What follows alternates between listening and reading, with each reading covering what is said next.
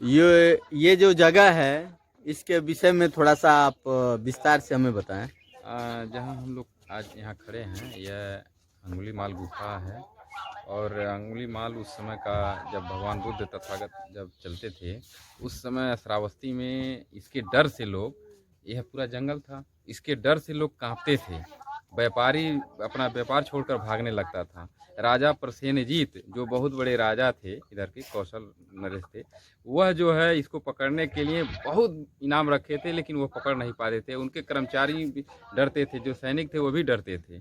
और यह तथागत जब यहाँ पर आए और यह रास्ते से निकल रहे थे तो उन्होंने कहा कि मतलब हम चलते हैं, जा रहे हैं इधर भिक्षाटन करने के लिए जंगल से। तो लोग मना करते हैं, नहीं मत जाइए, अंगुलीमाल आपको जो है मार डालेगा। वह अंगुलीमाल जब तथागत बुद्ध जी जब रास्ते से गए और उसको ज्ञान दिए, और वह जब ज्ञान उसके अंदर आया जगह, तो वह बहुत बड़ा भिक्षु बना। और वह केंद्र जो है इसमें बैठकर ध्यान करता था और बहुत बड़ा अंगुलीमाल जो है भिक्षु बना, जिसको जो सबसे बड़ा जो राक्षस या कहिए या दानव कहिए वो उसके अंदर था, अहंकार वह टूटा और वो सबसे बड़ा भिक्षु बना।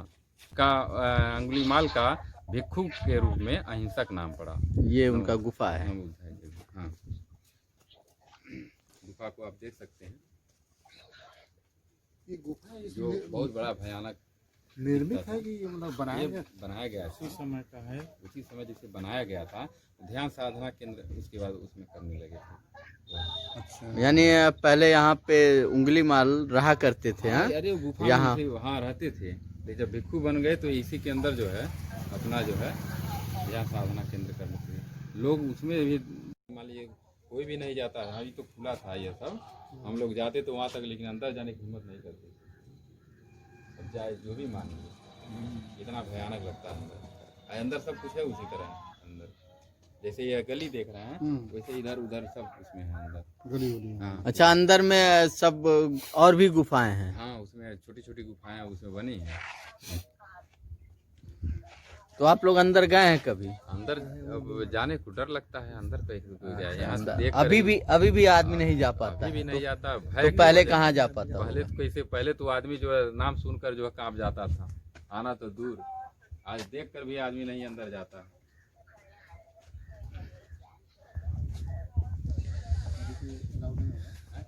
आप देख सकते हैं, इसी को कहते हैं उंगलीमाल गुफा।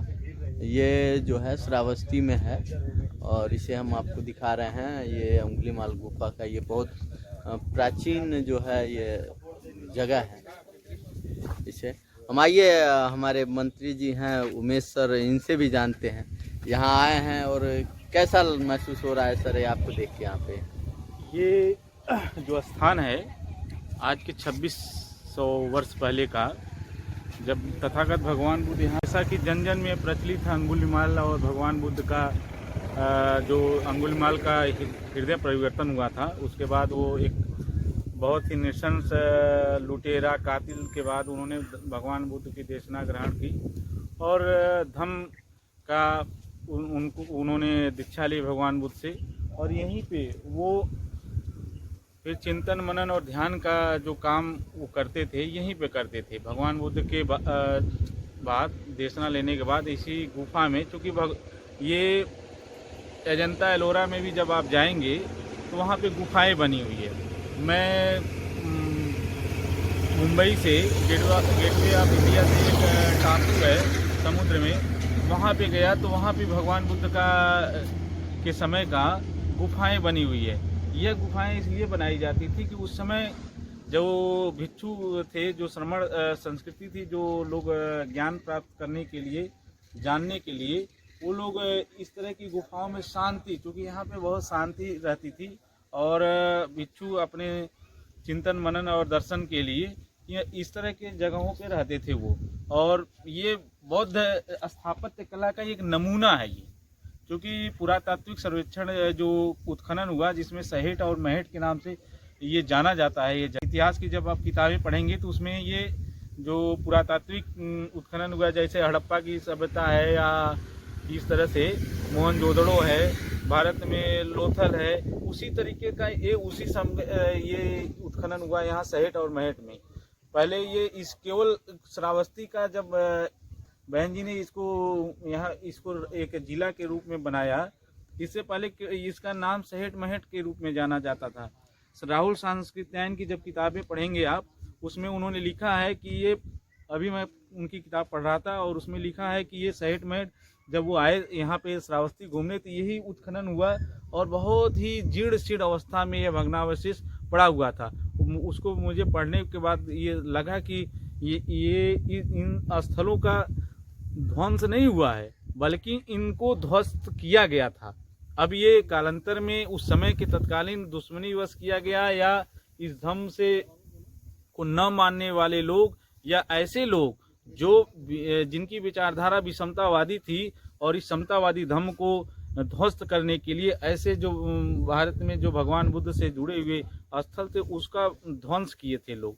इसीलिए वो आप राहुल सांस्कृत्यायन जी की किताब में मैंने पढ़ा, ये ऐसे ही जीर्ण शीर्ण अवस्था में पड़ा था।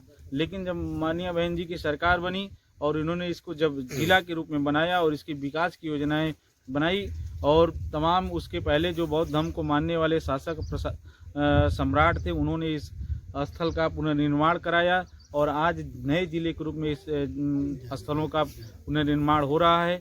मैं बहुत अच्छा लगा यहाँ घूम करके। एक बार फिर हम कहेंगे कि इस जगह पे लोगों को आना चाहिए और अपने प्राचीन कालिक गौरवमयी जो कहा जाता है, लोग झूठा बात बोलते हैं कि भारत विश्व गुरु था, लेकिन वास्तविकता यह था कि भगवान बुद्ध के ही काल में भारत विश्व गुरु और उसी समय यह स्वर्ण काल के रूप में जाना जाता है। क्योंकि आपको मालूम है कि ये जब जेतवन भगवान बुद्ध के लिए अनाथ पिंडक जी ने ये जो 66 एकड़ यहाँ जमीन थी, जिसमें 64 एकड़ लगभग जमीन उन्होंने स्वर्ण मुद्राओं को बिछा करके खरीदा यहाँ के जो जेतवन राजकुमार जेत थे उनसे। तो ये बहुत ही उस समय के भारत में नहीं, वर्ल्ड में जैसे रोम था, ये जो व्यापारिक केंद्र था, ये वर्ल्ड का सबसे व्यापारिक केंद्र के रूप में और बहुत शक्तिशाली साम्राज्य के रूप में एक जो जनपद थे, जो प्रसेनजीत जी यहाँ के राजा थे, उनकी राजधानी थी श्रावस्ती। ये बहुत शक्तिशाली राज्य के रूप में था। ये आज इसका जो स्वरूप है वह उस समय के स्वरूप के, अगर जब आप इतिहास की किताबों को हम लोग पढ़ते हैं तो उसके सामने ये कुछ नहीं है। आज तो हमारे यहाँ उस समय जो समृद्धि थी श्रावस्ती में, वो समृद्धि आज श्रावस्ती में नहीं है। उसको पुनर्जीवित करना है। इसी के साथ मैं जय भीम, नमो बुद्ध।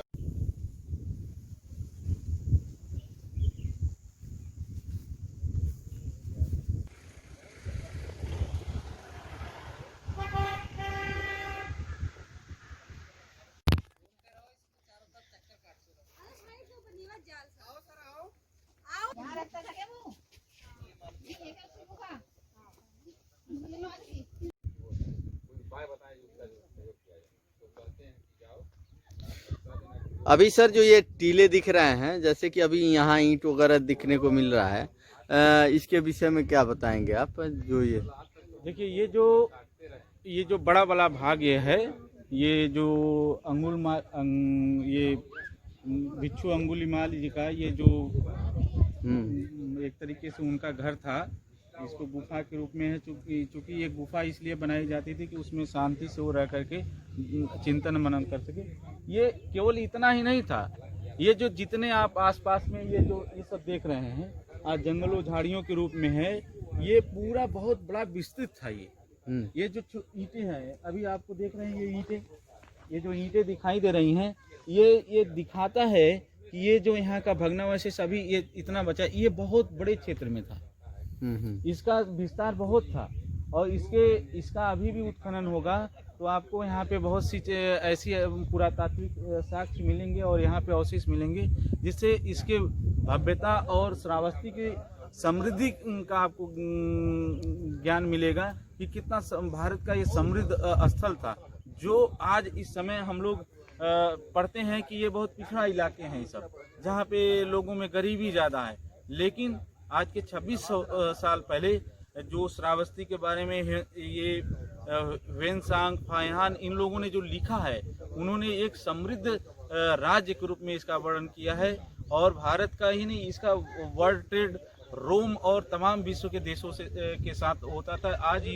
और आज का जो व्यापार है यूरोप के पक्ष में है, लेकिन उस समय का जो व्यापार था वो भारत के पक्ष में था। भारत से ज़्यादा निर्यात होता था और वहाँ से कम निर्यात होता था, इसलिए भारत में आर्थिक रूप से और ये जो श्रावस्ती का क्षेत्र है ये बहुत आर्थिक रूप से मजबूत था। आप देख सकते हैं यहाँ पे।